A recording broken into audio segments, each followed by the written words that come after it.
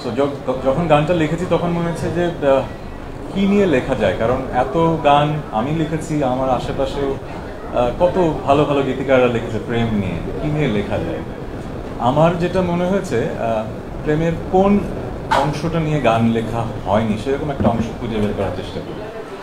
আমার যেটা মনে হয়েছে প্রেমে অনেক সময় একটা অধ্যায় থাকে, যখন মানুষ আরেকটা মানুষের প্রেমে পড়ে যায়, অনেক প্রেম, তখন অনেক প্রত্যাশা থাকে, তাই না? তো প্রত্যাশার পূরণ না হলে কি হয়? অভিমান, কষ্ট। যখন অনেক বড় ভুল হয়ে যায় তখন কিন্তু কষ্টটা অনেক বড় হয়ে যায়। কিন্তু এমনও তো হয় যে আপনি যাকে ভালোবাসেন তাকে আপনি ভালোবাসেন, কিন্তু সে যে কষ্টটা দিয়েছে সেই কষ্টটা আপনি পুষে রাখছেন, আপনি কষ্টে চুরমার হয়ে যাচ্ছেন, কিন্তু আপনি ভালোবাসাটা থেকে নিজেকে মুখ ফেরাতে পারছেন না। এই অনুভূতিটা হয় না? যে একজন মানুষকে ভালোবাসি আবার একজনকে ঘৃণাও করি একই সাথে। এই অনুভূতিটা আসলে কেমন, যে একটা মানুষকে ভালোবাসি, আমি জানি যে আমি তাকে ভালোবাসতে হয়তো চাই না, কিন্তু তাও ভালোবাসছি, এরকম একটা ফিলিং থেকে গানটার চিন্তাটা আসে। আর আমার যেটা মনে হয় এই গানের নাম হচ্ছে একা ঘর আমার, কিন্তু সবচেয়ে ইম্পর্টেন্ট ওয়ার্ড হচ্ছে অবহেলা। সো এই গানটা আপনারা যখন শুনবেন, বাংলাদেশে যারা শুনবেন, একাই শুনতে হবে, কারণ কিছু গান আছে সবাই মিলে হই হুল্লোড় করে শুনতে হয়, কিছু গান একা আনমনের মানে নিজের মনের মাঝের ওই জায়গাটায় চলে যাওয়ার জন্য শুনতে হয়, এটা সেই গান। এই গান হয়তো মোড়ে মোড়ে বাজবে না, এই গান হয়তো নিয়ে অনেক ধুমধাম হবে না, কিন্তু যেটা হবে অসংখ্য মানুষ একা ঘরে এই গানটা শুনবে, আমার সেই বিশ্বাস। কারণ এই অবহেলার এই চিন্তাটা, ফিলিংটা সবার মাঝেই কম বেশি হয়তো জীবনে এসেছে। আর যেটা হয়, আমি গত 20-22 বছরে অনেক গান করে যেটা বুঝতে পেরেছি, আমরা এখন পুঁজিবাদের সমাজে বসবাস করি, তো আমরা কাটতি খুঁজি, কিন্তু কাটতি খুঁজতে যে জিনিসটা হারিয়ে ফেলি, আমাদের শ্রোতা ভক্তদের সাথে একটা বন্ধন। যেটা হয় কি, একটা গান যখন লিখি, সুর করি বা মিউজিক করা শেষ হয়, অনেক ইমোশনাল ব্যাপার। এই ইমোশনটা যখন গানের মধ্যে আমরা ঢেলে দেই, সেটা যখন একজন শ্রোতা তার কানে শোনেন, সেটা তার ভেতরে যখন দাগ কাটে, তখন আমার সাথে তার একটা অদৃশ্য বন্ধন তৈরি হয়। এই বন্ধনটা যুগ যুগ ধরে থাকে, কিন্তু একটা গান অথবা 10টা গানের জন্য। সো কাটতির জন্য অনেক গান হয়, মিলিয়ন মিলিয়ন ভিউ হয়, কিন্তু ওই মিলিয়ন ভিউয়ের মাঝে কিন্তু ওই বন্ধনটা আসলে তৈরি হয় না। সো আমি আসলে যশ খ্যাতি এত পেয়েছি, আমি কাটতি চাই না সেটা আমি বলছি না, কিন্তু আমি আসলে এই জায়গাটাতে খুব বেশি আমার প্রেম, যে আমার এই গানটা কি আমার ভক্ত শ্রোতাদের মনে আমার সেই বন্ধনটা তৈরি করবে কিনা। কারণ আমি যা ফিল করেছি, লিখেছি, সেটা ওনারা বুঝতে পারছেন কিনা। আমি ধন্যবাদ জানাবো সিথিকে এত সুন্দর একটা প্রজেক্ট অর্গানাইজ করার জন্য। ওর সাথে আমার অনেকদিন ধরে কাজ করার কথা ছিল, কিন্তু এই প্রথম কাজ হলো। সো খুবই গুণী শিল্পী, thank you Sithi for this invitation. আর আনোয়ার ভাইকে ধন্যবাদ, অনেক বছর ধরে উনি বাংলাদেশের মিউজিক ইন্ডাস্ট্রিতে কাজ করছেন। আমি খুবই ঘরকুনো মানুষ, খুব বেশি কাজ খুব বেশি নতুন মানুষের সাথে করা হয়নি, কিন্তু উনি ভেরি পারসিস্টেন্ট ছিলেন। So thank you very much এত সুন্দর আয়োজনের জন্য। আর সাজিদের কথা কি বলবো, আমি আমার ক্যারিয়ারের প্রথম 10-12 বছর শুধু একা নিজের সুরে গান করতাম, তারপরে সাজিদ আসার পরে আমার জীবনটা একটু সহজ হয়ে গেল। তারপরে আমার লেখা সুর করতে যতটুকু সময় লাগে তার চেয়ে অসম্ভব বেশি রকম পরিশ্রম দিতে হয় মিউজিকটা ট্র্যাক রেডি করতে, মিক্স করতে, মাস্টার করতে। সো সাজিদ আসাতে আমার সেই কাজটা অসম্ভব সহজ হয়ে গেছে। আর আমার ধারণা না, আমার বিশ্বাস, আমার গলার মিক্সিংটা আমার জীবদ্দশায় সাজিদের চেয়ে ভালো কেউ করতে পারেনি, পারবেও না। I am grateful that he exists. যেটা হয় কি, আমরা আর্টিস্ট আর সেলিব্রিটি দুটোর মাঝে কিন্তু একটা তফাৎ তৈরি করে ফেলি। যেরকম আপনারা আমাকে দেখছেন অ্যাজ এ সেলিব্রিটি, তাহসান আপনারা এত মানুষ এসছেন, এই যে 100 ক্যামেরা, এটা কিন্তু সেলিব্রিটি তাহসানের জন্য এসছে। আর্টিস্ট তাহসানের জন্য কয়জন এসছেন? তাই কি আসলে? এটা আমি বিশ্বাস করবো তখনই যখন আপনাদের নিউজের শিরোনাম এই গান নিয়ে হবে এবং আমার পার্সোনাল লাইফে এখন কি করছে।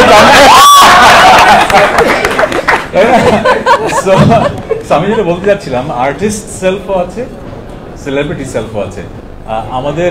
আমি যখন গান শুরু করি, অনেক মানুষ আমার গান শোনে, কিন্তু আসলে দেখি যে মানে যে সময় অনেক হিট গান হয়েছে শুরুতে, আলো, প্রেমাতা, আলিশা, কখনো কোনো অ্যাওয়ার্ডে নমিনেশনও পায় না।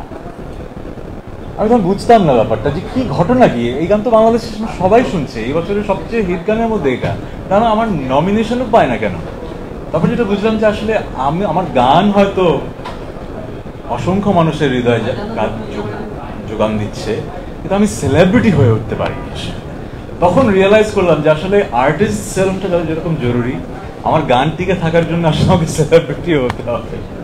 তারপরে অনেক কাজ করেছি যেটা হয়তো শিল্পী সত্তার বাইরের কাজ, যেটার কারণে হয়তো সেলিব্রিটি হতে পেরেছি। এই কথা এই কারণে বলছি, ওই যে ছেলেটা ওখানে বসে আছে সাজিদ সরকার, সে যদি অন্য কোনো দেশে মিউজিক প্রডিউসার হতো তাহলে কিন্তু সে কিন্তু সেলিব্রিটি হতো।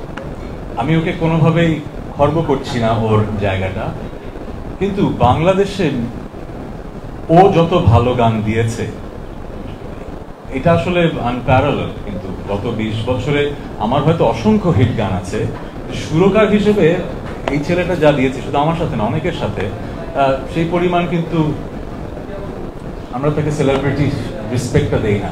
তো আমি আজকে আপনাদের অনুরোধ করব, এত ক্যামেরা এসছেন আমার জন্য আমি জানি এবং ওনাদের জন্য, কিন্তু এখন থেকে ওনাদেরকেও একটু ফোকাস করতে হবে, ঠিক আছে? কারণ গান কিন্তু একা করা যায় না, একসময় করতাম কিন্তু এখন সবাই মিলে করি। তো আমি সব জায়গায় এটা বলার চেষ্টা করি, গুণী আর্টিস্টদেরকে আরেকটু প্রমোট করবেন, শুধু সেলিব্রিটিদেরই কভার করবেন না। কাটতি আমরা সবাই চাই, কিন্তু আমরা আসলে শিল্প চর্চার কথা বলতে চাই। আর চন্দন ভাইয়ের কথা কি বলবো, ইজ এ ব্রিলিয়েন্ট মেকার। আমি ভিডিওটা এখনো পুরোপুরি ঠিক মতো দেখিনি, কিন্তু আমি জানি ওনার উপর আমার আস্থা আছে, আমার আস্থা আছে এই ভিডিওটা অনেক অনেক ভালো হবে, কারণ সেটআপটা দেখে আমার খুব ভালো লেগেছিল। সো অনেক কথা বলে ফেললাম, এখন কি করবো? গান শুনবো নাকি সিদ্ধি একটু কথা বলবো? সিদ্ধি কথা বলতে সাজিদকে কি বলবো? নেক্সট টাইম রোমান্টিক গান। রোমান্টিক গান, আচ্ছা সাজিদ নেক্সট টাইম আমরা রোমান্টিক গান করব। হ্যাঁ, আনোয়ার ভাই বলেছেন নেক্সট টাইম রোমান্টিক গান করব, কিন্তু আসলে স্যাড গানের একটা ব্যাপার আছে। আচ্ছা হ্যাঁ, এখন আর স্যাড নাই, এই কথাটা সত্য না। যতদিন মানুষ সভ্যতা থাকবে, মানুষ দুঃখ বিলাসিতা করবে। মানুষ সুখের দিনগুলোতেও কোনো না কোনো ভাবে দুঃখ খুঁজতে পছন্দ করে আমার ধারণা।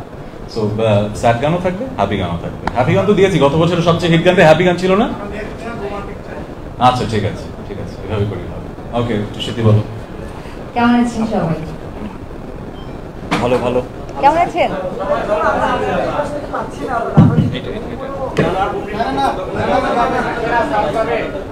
এবার শোনা যাচ্ছে? First of all thank you so much ভাইয়া, এত সুন্দর সুন্দর কথা বললো। তারপর আমি নিজেও আসলে গানটা দেখার জন্য খুব অপেক্ষা করে বসে আছি, এবং আপনাদের সবাইকে অনেকদিন পর একসঙ্গে দেখে খুবই ভালো লাগছে আমার। ভাইয়া যেটা বলছিল, প্রেম যতদিন থাকবে আসলে স্যাডনেস ততদিনই থাকবে আমার কাছে মনে হয়।